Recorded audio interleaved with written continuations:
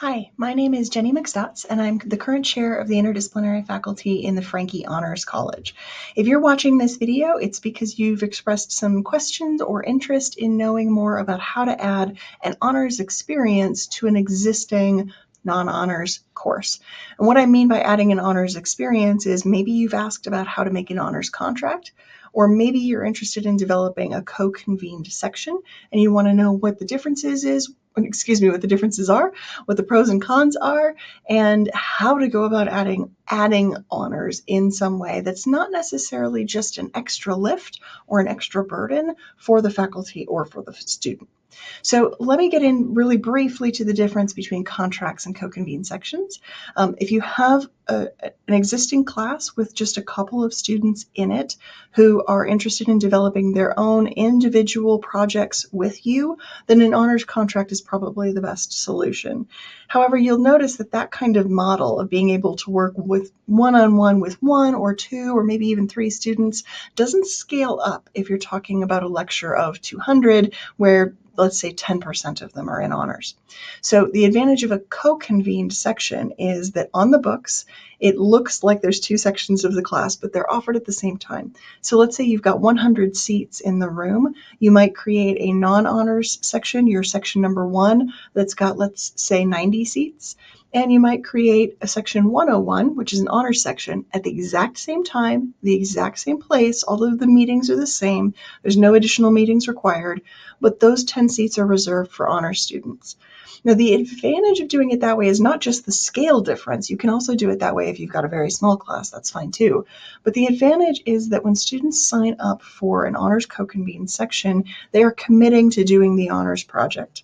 And so I shouldn't just say the honors project, they are committing to getting the honors experience out of the class.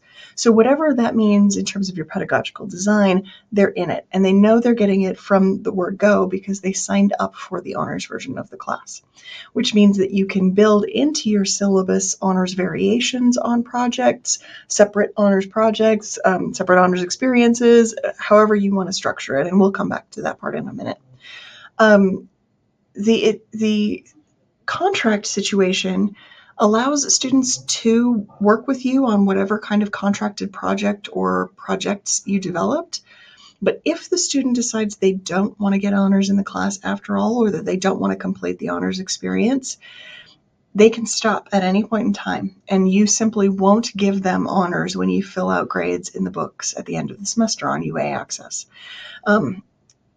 However, their grade in the class will continue to stand separately from the work that they were doing for the honors experience, which can sometimes result in faculty being frustrated by a student backing out of a project that they've invested time in designing and helping the student with and mentoring the student on. That when the student gets overwhelmed at the end of the semester, they pull the ripcord and they don't get honors for the class after all, and you feel like your time has been wasted. Now, that doesn't happen very often, but I do want to acknowledge that that's one of the cons of a contract, is that students do have that option. Whereas when students sign up for an honors version of the course, once add drop period ends, they are committed to the honors experience of that course. So whatever you designed for them in advance, they knew what they were getting into, they made a commitment to it, and any choices they make to back out of it are going to be directly reflected in their grade.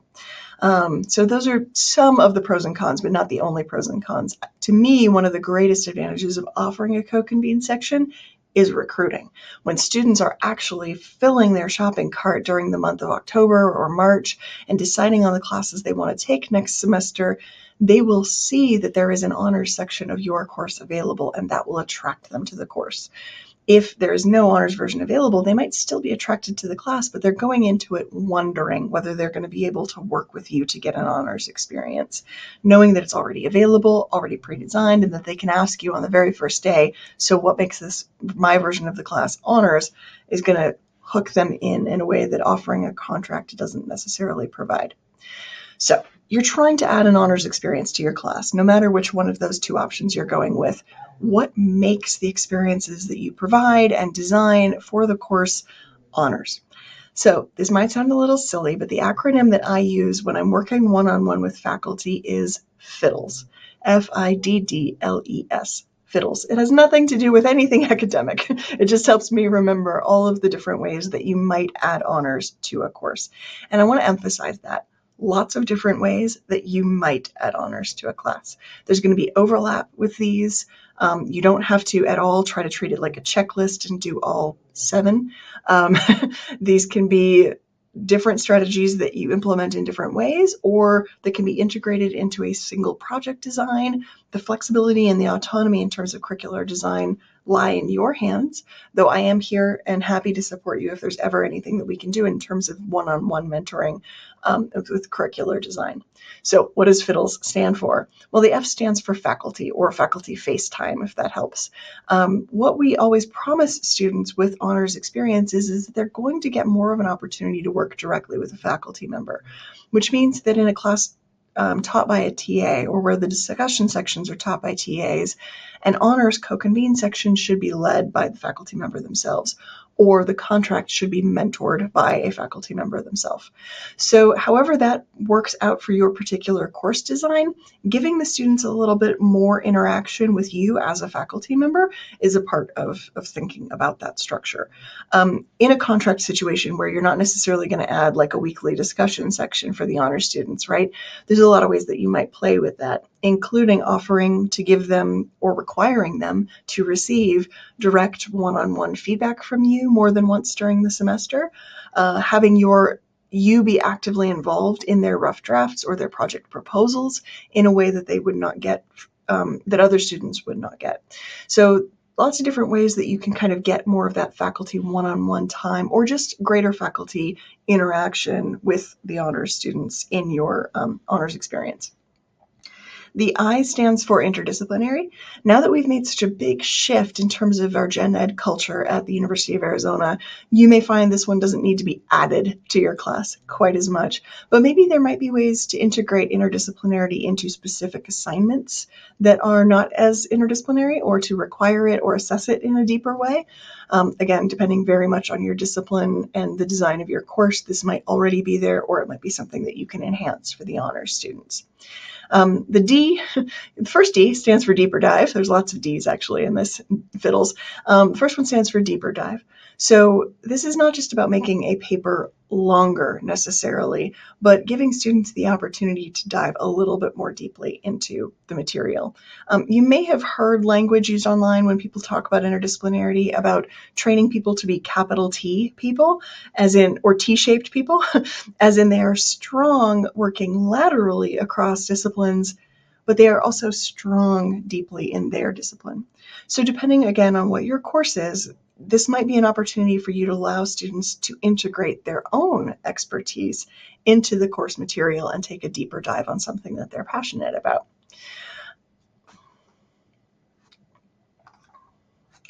The second D, oh my God, I just forgot the second D.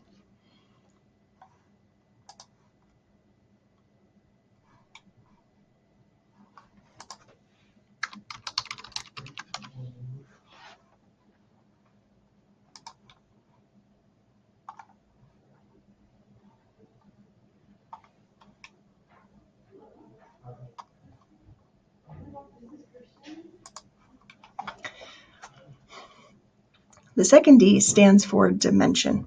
And what I mean by this is adding another dimension or multiple other dimensions to a project.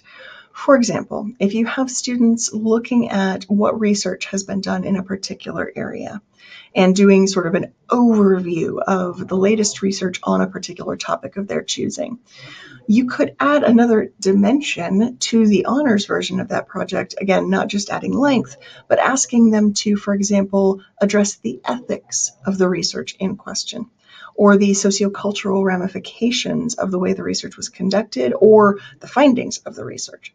So there's lots of ways that you could think about sort of adding a historical or social, cultural, ethical, moral, philosophical, ideological, feminist, you get the idea, dimension to the project. And that could be, you could give students a menu of options, or you could specifically ask them to address one thing. I mention ethics because the Franke Honors College in particular does really care about including critical thinking about ethics and ethical contexts or what we call ethical reasoning, not necessarily teaching a particular brand of ethics, but having students think through the ethical ramifications of things more often. So that's a particular kind of project design that I like to advocate for that may or may not already be a part of your course design. L stands for leadership. Now, not everyone is comfortable with what I'm about to propose, but one way to involve honors students in the larger class, especially if you've got a large scale class, is to give the honors students some kind of leadership role. Now, again, I don't think this works for every single honors student, so pros and cons of doing this in a contract or a co-convened method, but letting them take the lead in group discussions, requiring them to do a presentation for the class, asking them to develop actual teaching materials. I've worked with professors, and I've done this myself actually in my own classes, having students design a handout, for example, about a topic that they found tricky and explaining it in language that they think their generation can understand. Not only is it a fun activity for them to sort of digest and distill the information into a different register, but it can also be a way for them to practice learning by teaching, which a lot of research backs up the idea that teaching something is one of the best ways to learn it. So again, a myriad different ways that you can integrate this into your classroom, but letting them take the lead in the class itself on D2L, if you don't want to require them to engage during class time, or even having them develop something that you could use in future classes, can be a really interesting way to get them thinking about how the material is taught and sort of the way it can be translated. Which brings us to E.